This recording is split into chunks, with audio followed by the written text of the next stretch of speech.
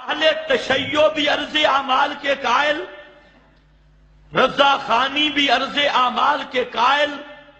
یہ للڑ بھی عرض اعمال کے قائل،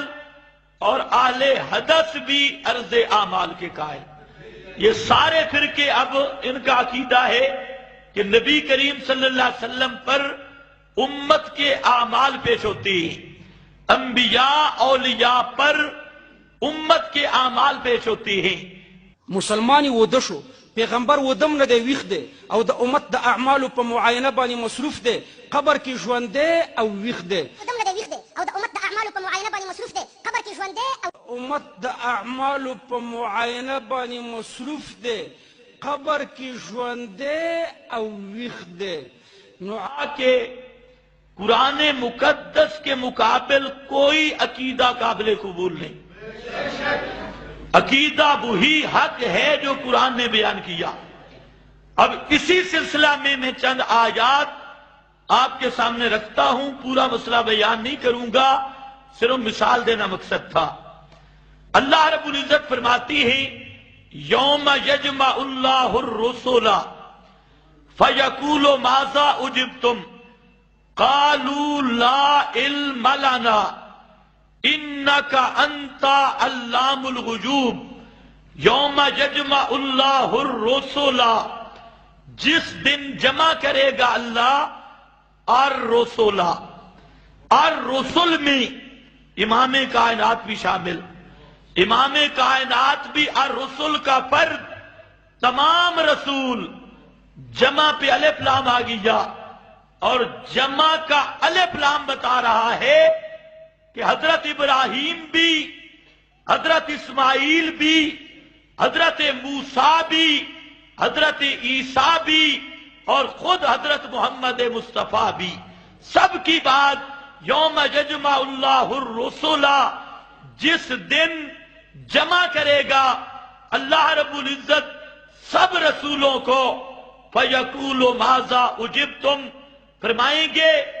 ماذا اجبتم، کیسے تم قبول کیے گئے، ماذا اجبتم، کیسے تمہاری قبولیت ہوئی،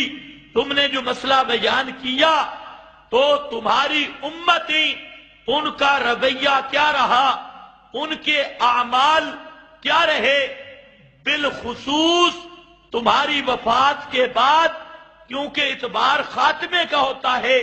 تمہاری امتیں کیا کرتی رہی، ان کے اعمال و کردار کیا رہے، یہ اللہ رب العزت سب رسولوں سے پوچھیں گے۔ اور یہ معنی جو میں عرض کر رہا ہوں، امام رازی نے اسی پہلو کو لیا، سید محمود آلوسی نے اسی پہلو کو لیا، حتیٰ کہ مولانا سرفراز خان نے ازالت الریب کتاب میں اسی پہلو کو لیا کہ ماذا اجبتم کا سوال، اس کا تعلق بعد الوفات کے ساتھ ہے۔ اس کی دلیل آگے جو اللہ نے بطور علت کے جملہ ذکر کیا، انک انت علام الغیوب، یہ لا علم لنا، اس کی علت کے طور پہ ذکر کیا، تو یہ علت بتا رہی ہے کہ ماذا اجبتم کا تعلق بعد الوفات کے ساتھ ہے۔ تو اس آیت کے متعدد توجیہات ہیں، بہرحال قرآن پاک ہر وجہ سے حجت ہے اور ہر وجہ اس کی قابل استدلال ہے۔ تو اللہ رب العزت نے فرمایا قیامت کے میدان میں اللہ رب العزت رسولوں سے پوچھیں گے ماذا اجبتم، اللہ کے سارے رسول جواب دیں گے قالوا لا علم لنا، اللہ ہمیں پتہ کوئی نہیں۔ کیوں؟ جب ہم دنیا سے چلے گئے دنیا ہم سے غائب ہو گئی، جب ہم نے دنیا کا جہان چھوڑ دیا اور جہان بدل گیا، اسباب ختم ہو گئے، اور وہ علم جو بغیر اسباب کے ہو اسی کا نام علم غیب ہے۔ جب عالم اسباب سے گزر گئے، عالم دنیا سے گزر گئے، اب دنیا ہمارے حق میں غیب بن گیا، اور ہم اس لیے نہیں جانتے انک انت علام الغیوب، اس لیے کہ سب غیبوں کو جاننے والا انکا انتا، یہ انتا ضمیر بھی فصل کے لیے، سب غیبوں کو جاننے والا صرف تو ہے، تیرے سوا سب غیبوں کو جاننے والا کوئی نہیں، اس لیے ہمیں نہیں پتا۔ لا علم لنا اے بعد وفاتنا، ہماری وفات کے بعد، موت کے بعد ہماری امتیں کیا کرتی رہی، لا علم لنا، اللہ ہمیں پتہ شتا بالکل کوئی نہیں۔ اب یہ ہے قرآن۔ قرآن کہتا ہے رسولوں کو بھی وفات کے بعد امتوں کے احوال کا پتہ نہیں ہے، اور سب رسول، اب جو شخص کہے اماموں کو پتہ ہے، اس کا قرآن پر ایمان ہے؟ جو کہتے ہیں ہر کافر مومن رشتہ دار پہ عرض اعمال ہوتا ہے، اس کا قرآن پہ ایمان ہے؟ اور جو کہتا ہے امام الانبیاء صلی اللہ علیہ وسلم پر ہر سوموار اور جمعرات کو یا ہر صبح و شام امت کا ہر عمل پیش ہوتا ہے، تو کیا وہ آدمی قرآن پہ ایمان کا دعویٰ کر سکتا ہے؟